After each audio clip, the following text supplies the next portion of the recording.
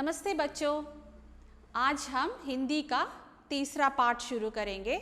इस पाठ का नाम है सदा मित्र की मदद करो। पहले हम इस पाठ का सारांश देखेंगे। First, we'll discuss about the summary of this chapter. So here, it's a story about Mohan and Sunil.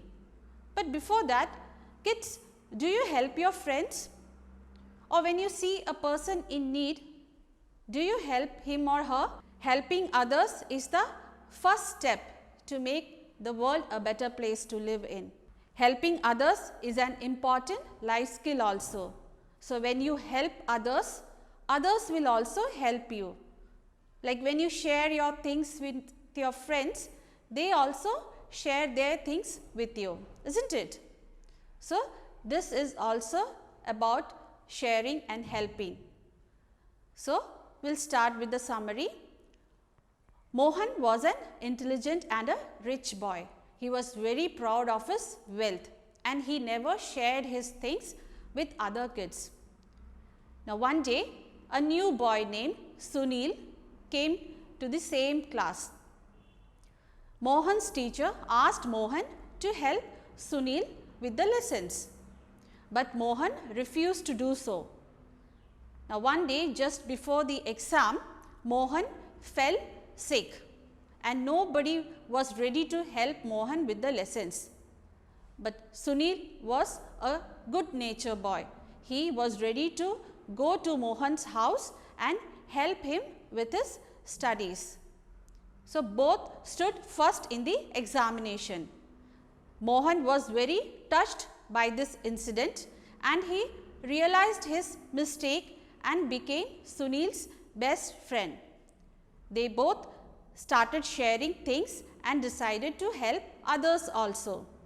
So kids, when you help others, you don't lose anything. Instead, when you help others, others will also help us. We'll continue from page number 16. First, we'll see the Kathin Shabd, difficult words. The first one, Hoshyar, school, Adhyapika, Tabadla, Shikayat, Vyavhar, Varshik, Pariksha, Nazdeek, Ummeed, Doctor, Parinam. Now we'll start reading this chapter. You have to read this chapter along with me. The first line is, Mohan अमीर घर का बहुत होशियार लड़का था। वह शहर के अच्छे स्कूल में पढ़ता था। उसे अपनी अमीरी पर बहुत घमंड था, इसलिए वह किसी से भी अपनी चीज़ें बांटना पसंद नहीं करता था। एक दिन अध्यापिका एक नए छात्र सुनील को लेकर कक्षा में आई। सुनील के पिताजी का तबादला इसी शहर में हुआ था। तबादला मीन्स ट्रांसफ़र।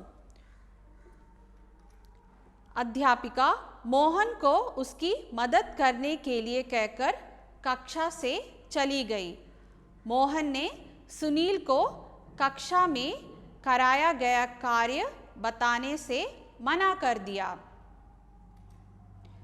सुनील ने अध्यापिका से मोहन की शिकायत नहीं की। उसने जल्द ही अपने अच्छे व्यवहार से कक्षा के सभी छात्रों को अपना मित्र बना लिया।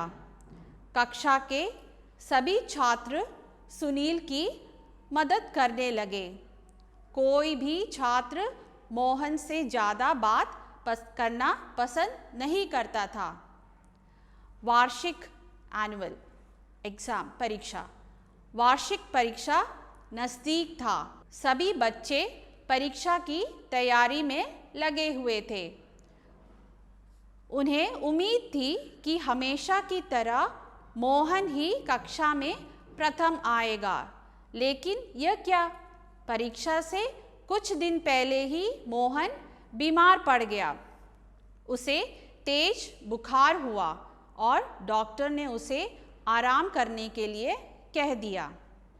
Next paragraph. मोहन ने कक्षा के सभी छात्रों से मदद मांगी ताकि वह घर में बैठकर परीक्षा की तैयारी कर सके, परंतु उसके व्यवहार से नाराज छात्र उसके घर जाने को तैयार नहीं हुआ। वैसे भी सभी अपना अपनी पढ़ाई में लगे हुए थे। सुनील ने मोहन की मदद करने का निश्चय किया। जब वह मोहन के घर गया तो मोहन सुनील को अपने घर में देखकर हैरान रह गया। मोहन और सुनील ने एक साथ बैठकर सारे विषय तैयार कर लिए। सुनील मोहन के साथ पूरा दिन बिताता था। धीरे धीरे मोहन बिल्कुल ठीक हो गया। उसकी सभी परीक्षाएं अच्छी हो गई। परीक्षा परिणाम घोषित हुआ, जिससे देखकर सभी आश्चर्यचकित हो गए। सुनील और मोहन दोनों के अंक एक जैसे ही थे। दोनों ही प्रथम आए। मोहन ने सुनील को धन्यवाद किया। उसने सुनील से माफ़ी भी मांगी। उसे यह समझ में आ गया था कि सबकी सहायता करनी चाहिए। सच ही कह गए हैं कि किसी की मदद करने से आपका नुकसान नहीं अपितु फायदा ही होता है। So now you have to read this chapter at least 2 times. We'll see the shabdat, that is the word meaning. The first one is होशियार, intelligent, तबादला, transfer, वार्षिक, annual, उम्मीद, hope, निश्चय, decide, हैरान, surprised, परिणाम, result, घोषित, declared. Then we have पार्यायवाची शब्द. मित्र means friend. पार्यायवाची words are सखा और दोस्त. परिणाम result. नतीजा और फल. हैरान means surprised. पार्यायवाची शब्द आश्चर्य और अचरज. उम्मीद means hope. पार्यायवाची शब्द आशा, भरोसा. Next we have विलोम शब्द, that means opposite.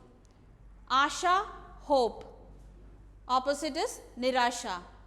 नज़दीक means near. Opposite is दूर. होशियार, intelligent. बेवकूफ is the opposite word. अच्छा means good. बुरा is the opposite word. Now you have to write all the Kathin Shabd, summary of this chapter, Shabdat, Paryavachi and Vilom Shabd in your Hindi notebook with proper date and chapter number. आज के लिए बस इतना ही. अब हम अगली class में मिलेंगे. धन्यवाद.